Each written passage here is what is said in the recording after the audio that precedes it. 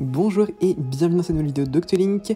Aujourd'hui, une petite critique cinéma pour changer. Ça faisait relativement longtemps que je n'en avais pas fait, ça date de l'été dernier et encore c'était pas une vraie critique cinéma dans le sens où je n'étais pas allé au cinéma pour voir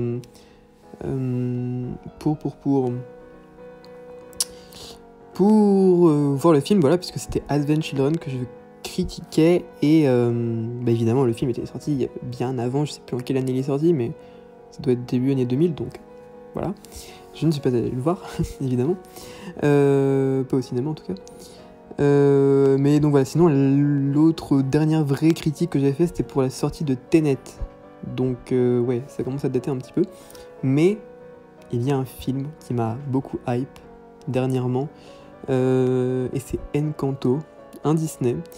Donc voilà, j'ai décidé de faire cette petite critique parce que j'ai envie d'en parler, parce que ce film, je l'ai beaucoup aimé, hein, évidemment. Voilà, je spoil direct, hein, mais je l'ai beaucoup aimé. Donc voilà, c'est pour ça que j'avais envie d'en parler aujourd'hui. Et puis surtout, alors, vous avez dû le remarquer, mais les vidéos sont combien? Je sais pas comment ça se passe là, enfin ce que vous, comment dire, je sais pas trop quelles vidéos sont sorties actuellement et quelles vidéos ne sont pas encore sorties, mais c'est un peu décousu, etc. C'est normal, c'est parce que en ce moment, je ne sais pas pourquoi, mais j'ai plus envie de jouer aux jeux vidéo en fait. Ça fait que du coup, je suis en train de vous poster des vidéos qui datent d'il y a longtemps, que j'ai tournées avant. Et donc voilà, sauf que petit à petit, j'en aurai plus, donc bon, je ne sais pas trop quoi faire comme vidéo. Ouais, je sais pas. J'ai comme ça, c'est une période, je n'ai pas envie de jouer aux jeux vidéo. Il n'y a pas grand chose qui me plaît. Je me suis dit peut-être Mario Kart Tour parce que ça fait longtemps.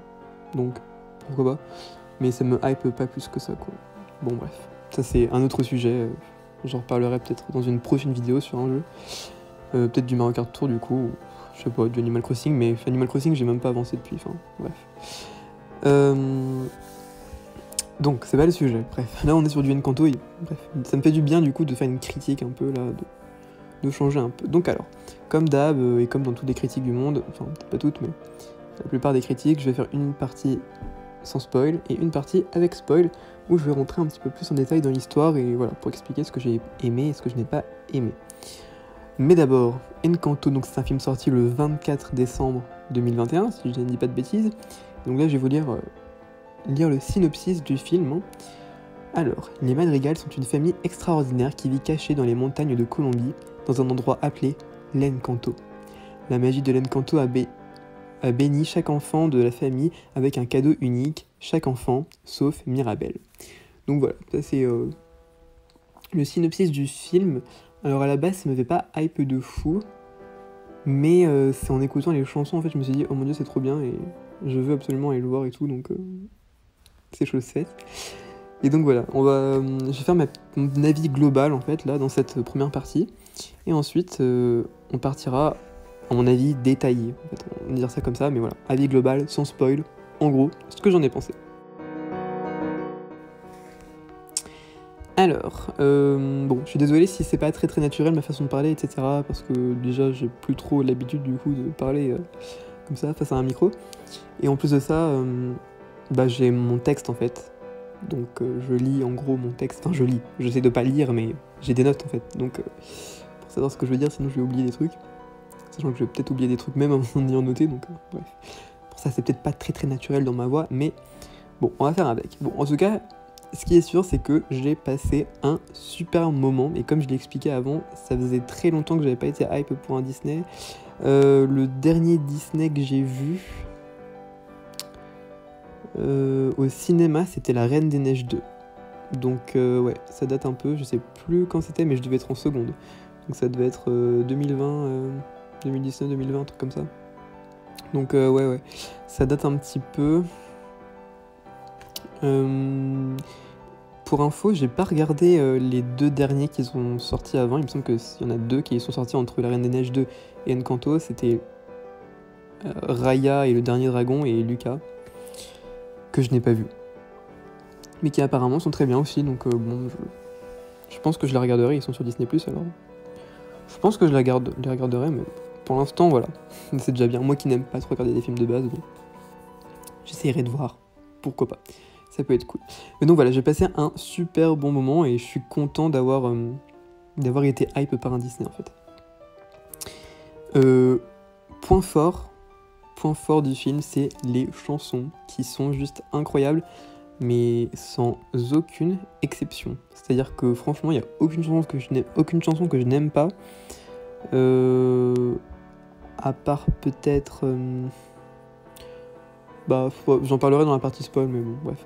Globalement, elles sont vraiment super, les musiques. Autre point, je ne me suis pas ennuyé une seule seconde. C'est-à-dire que vraiment, tout du long, j'étais à fond. Il n'y a pas eu un seul moment de répit, on va dire. Enfin, c'était vraiment bien rythmé. Et j'aurais même tendance à dire que du coup, c'était peut-être un peu trop court.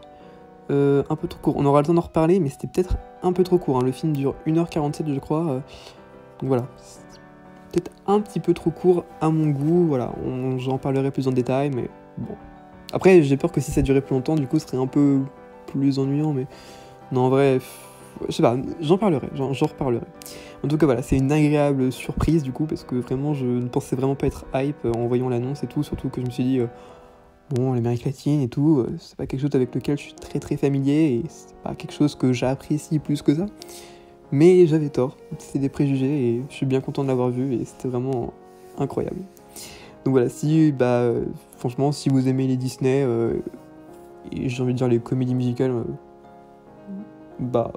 foncez quoi, c'était vraiment bien. Il est plus au cinéma, je pense, actuellement, peut-être dans les grandes villes, mais dès que vous pouvez le regarder, regardez-le, c'est vraiment génial. Bon. Ceci étant dit, nous allons pouvoir passer à la partie spoil. Et nous allons commencer tout de suite par les points négatifs, comme ça c'est fait. Alors, premier point négatif qui m'a tout de suite choqué, c'est que Camilo ne sert à rien. C'est un personnage que j'aime beaucoup, et avant d'avoir vu le film, en fait, j'en attendais beaucoup de ce personnage, qui avait l'air vraiment très sympa et tout, et au final, il ne sert à rien dans l'histoire. Alors, je m'explique, qu'est-ce que j'entends par « il ne sert à rien dans l'histoire ». En fait, dans Encanto, tous les membres de la famille, vous avez pu le remarquer, mais tous les membres de la famille Madrigal avec un pouvoir, hein, je précise, ils ont une utilité dans le scénario, donc je vais peut-être pas tous vous les dire, mais en gros, par exemple, Dolores, elle va révéler le secret de Mirabel, comme quoi elle a vu la vision de Bruno, etc. Isabella, par rapport, vous savez, au câlin qui doit sauver la magie, machin. Antonio, ça fait le parallèle avec la cérémonie de Mirabel et la sienne, du coup. Louisa, elle montre que tout le monde a des faiblesses, etc. Enfin bref, ils ont tous une utilité dans le scénario. Tous apportent quelque chose au scénario, au développement du personnage, mais pas Camilo. Tout ce qu'il a comme utilité, en fait, c'est qu'il est drôle. Un personnage drôle. Ce qui est bien, en soi, c'est bien d'être drôle, mais j'aurais préféré qu'en plus de ça, il y a un truc un peu émouvant avec lui, je sais pas moi, enfin, un truc qui serve au développement du personnage. Bon, c'est un peu décevant, je dois avouer, mais bon, bref, ça c'est un point. Voilà, bon bref. Et en fait, d'ailleurs, ce point négatif là, il fait le lien avec un autre point négatif, enfin, je pense. Alors j'ai regardé des critiques du film, donc peut-être que vous allez me dire que je copie sur d'autres critiques, c'est possible, enfin que je m'inspire du coup. Mais parce que j'ai vu d'autres critiques, ils parlaient de ça, il me semble, c'est qu'il y a trop de personnages dans les films. Enfin, peut-être qu'il y a trop de personnages. Et que du coup, ils sont pas forcément très bien développés. Et leur pouvoir, par exemple, qui d'ailleurs, hein, ça reste entre nous, mais leur pouvoir, enfin leur don là, c'est plus des malédictions qu'autre chose. À part peut-être Camilo et Julieta. Les autres, c'est des malédictions plus qu'autre chose. Hein. Enfin, bon, bref, ça, c'est un autre sujet. Donc ouais, leurs pouvoirs, déjà, ils sont pas très utiles. À part peut-être voilà, Camilo et Julieta, mais les autres, c'est pas vraiment des pouvoirs. Genre, voilà. Et ouais, en fait, les personnages, si vous regardez, il y a des compilations et tout qui compilent les apparitions des personnages, et à chaque fois, ça fait 2 minutes, 4 minutes. En fait, chaque personnage est cool, mais ils apparaissent pas à l'écran. Mais en même temps, il y a tellement de membres de la famille, forcément. Puis en 1h47, t'as pas trop le temps, surtout que voilà, c'est Mirabel qui fait son aventure un peu en solo. Enfin bref, je sais pas, c'était un peu bizarroïde, ça, je trouve. Enfin bon, Autre point aussi, il n'y a pas tant que ça c'est une amie qui me l'a fait remarquer notamment, c'est qu'il n'y a pas tant que ça d'aventure dans le film, c'est-à-dire que c'est assez statique, hein, on reste dans la maison et tout, ce qui aurait pu être cool puisque les chambres des membres de la famille ont l'air vraiment incroyables, mais au final les chambres on en voit 3. On voit 3 chambres, 4, voilà, 4 on compte celle de Mirabel, mais il y a la chambre de Isabella avec les fleurs, la chambre de Bruno et la chambre de Antonio. Mais bon, on reste pas beaucoup dedans, à part celle de Bruno où on explore un peu plus, mais puis il y a une chanson dans celle d'Isabella, enfin bref. Les chambres sont cool, mais déjà on les voit pas toutes et elles sont pas très bien, enfin je sais pas, franchement j'attendais autre chose en fait, ouais. Bon après dit comme ça j'ai l'air d'être vachement déçu par le film, mais pas tant que ça en fait, hein. Vous allez le voir, là c'est vraiment les points négatifs que je note et qui m'ont pas choqué en le regardant la première fois, mais avec du recul je me dis quand même ça manque un peu, et du coup c'est pour ça que le film aurait peut-être qu'il y aurait dû avoir moins de personnages avec des pouvoirs qui sont plus utiles et comment dire, du coup moins de chambres, mais des chambres plus stylées, ou dans les, enfin pas forcément plus stylées, mais dans lesquelles on reste longtemps en fait, parce que enfin clairement dans la jungle, dans les trucs de fleurs, il y a grave moyen de vivre des aventures et tout, enfin je sais pas, enfin bref, ça aurait pu être une idée, bon ils sont partis ailleurs, pourquoi pas. Bref, donc ça c'était mes points négatifs on va dire, et maintenant en point positif, il y en a plus je crois. Bon, déjà, premier point positif, c'est que les musiques sont incroyables, hein. Je le redis, je le répète, mais les musiques sont incroyables. Alors, j'ai fait un classement, ma tier list des chansons de Encanto, alors que je vous la retrouve. Tac, puisque je ne l'ai pas là. Alors, ici. Ma tier list. Alors, celle que j'ai le moins aimée, pour le coup, c'est Pour la vie. Pour la vie, qui est donc la deuxième chanson du film, un peu triste, émouvante, que je ne trouve pas nulle.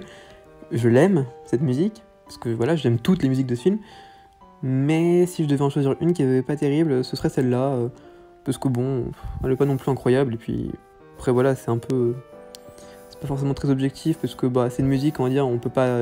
toutes les autres, en fait, on peut grave danser dessus et tout, elles sont vachement bien, alors que celle-là, évidemment, comme c'est une musique triste, on peut pas, donc bon, ça m'influence aussi un petit peu, mais bon, voilà. Ensuite, j'ai mis... non, mince, n'importe quoi. Je vous ai dit, pour la vie, non, c'est J'attends le miracle. C'est J'attends le miracle dont je parlais juste avant, je me suis mélangé les pinceaux. Bref, c'est Pour la vie, elle arrive du coup en 5ème position, que j'aime beaucoup. J'aime beaucoup Pour la vie, mais elle arrive en 5ème position parce qu'il y en a des meilleurs, comme par exemple Que sais-je faire d'autre. D'ailleurs, notamment, j'ai fait une cover dessus avec Evoli, je vous mettrai tout ça en description. Allez la voir si vous ne l'avez pas écouté. Mais Que sais-je faire d'autre, elle est vachement bien. Mais il y a le podium, les incroyables chansons du film. Donc vous avez Sous les apparences en 3ème position, qui est vachement bien. La famille Madrigal en 2ème position, qui pareil, elle est vachement cool et tout. Je sais pas quoi vous dire de plus à part ça, mais elle est vachement bien. Et enfin, évidemment, en première, alors je suis pas très original, mais Ne parlons pas de Bruno, qui est incroyable aussi. Bon, est-ce que j'ai vraiment besoin de détailler? Si vous êtes là, c'est que sûrement vous avez vu le film, donc ou que vous connaissez l'histoire et tout, et que vous avez sûrement déjà écouté toutes les chansons, ou au moins celle-ci. Donc ouais, vraiment les chansons sont incroyables. Je crois qu'il n'y a aucun Disney où j'aime toutes les chansons, quoi. Je suis pas sûr qu'il y en ait un, franchement. Même La Reine des Neiges, où j'aime beaucoup les chansons de La Reine des Neiges, mais même La Reine des Neiges, il y en a, elles sont pas ouf, quoi, dedans. Bref, alors... En parlant des chansons et en parlant de Ne parlons pas de Bruno, eh bien il y a un personnage qui est vraiment très cool aussi, qui est un point positif à lui tout seul, c'est... Tu n'as pas intérêt à parler de Bruno, toi. Ouais. Donc, en fait, donc lui, je l'aime beaucoup parce qu'en fait il est... déjà il est bien amené avec sa musique et tout, et il y a... Comment dire, il y a plusieurs... on entend plusieurs fois... Ne parlons pas de Bruno et tout, enfin bref, c'est plutôt cool, c'est bien amené, c'est bien pensé.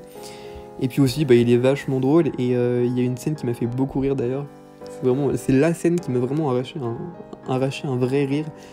C'était Alors au moment où en fait Mirabel poursuit Bruno entre les murs de la maison, à un moment donné elle tombe, donc Bruno la rattrape, et là il lui fait ah mais t'es les moins moite, et du coup il la lâche, déjà ça m'a fait rire, et ensuite du coup Mirabel elle se rattrape, et Bruno il tombe mais elle le rattrape, et là tu te dis ok tout va bien, puis là il y a un rat qui apparaît, elle le lâche et il tombe, et puis elle essaie de le rattraper, enfin bref, c'est ultra drôle franchement. Je sais pas si je pourrais vous mettre l'extrait de la scène, mais parce que j'ai pas envie de me faire copyright, donc enfin de me faire strike la vidéo, donc ouais. Je verrai si je peux vous mettre des extraits. Ah oui, alors aussi, autre point positif, c'est que visuellement c'était ultra beau, mais bon ça on va dire à chaque nouveau Disney, oui c'est trop beau, c'est trop beau, c'est trop beau. Forcément, mais en fait, même la maison, genre dans la direction artistique, elle est vachement belle, vachement cool, très colorée, c'est vraiment cool. Aussi ce principe d'une famille avec des pouvoirs et tout, j'aime bien et tout, même si en vrai ça fait un peu secte leur truc là de cérémonie et tout, mais bon, pareil c'est une autre histoire. Mais bon non, en vrai voilà, j'ai beaucoup aimé. J'espère peut-être une suite, pareil ça je l'ai entendu sur d'autres critiques, peut-être une suite ou alors des courts-métrages sur Disney+, ça pourrait être cool. Ah oui, en plus, le Cara Design qui est vraiment incroyable, les personnages sont vraiment trop stylés et ils ont des petits détails sur leur tenue et tout que j'ai vu sur Insta et tout, et c'est vraiment trop bien fait, trop stylé franchement. Ils ont le sens du détail et en même temps c'est normal. Bref, voilà, c'était mon avis sur Encanto que j'ai beaucoup aimé et que je vous conseille d'aller voir si vous ne l'avez pas vu, même si je pense que vous l'avez vu du coup. Et si c'est le cas, n'hésitez pas à me dire ce que vous en avez pensé, vos points positifs, même si je pense que les points positifs on va être plusieurs à avoir les mêmes. C'est peut-être au niveau des points négatifs que ça va diverger. Donc n'hésitez pas à me dire tout ça. Et en tout cas, voilà, merci d'avoir regardé la vidéo. C'était Octolink et à la semaine prochaine. Ne parlons pas de Bruno!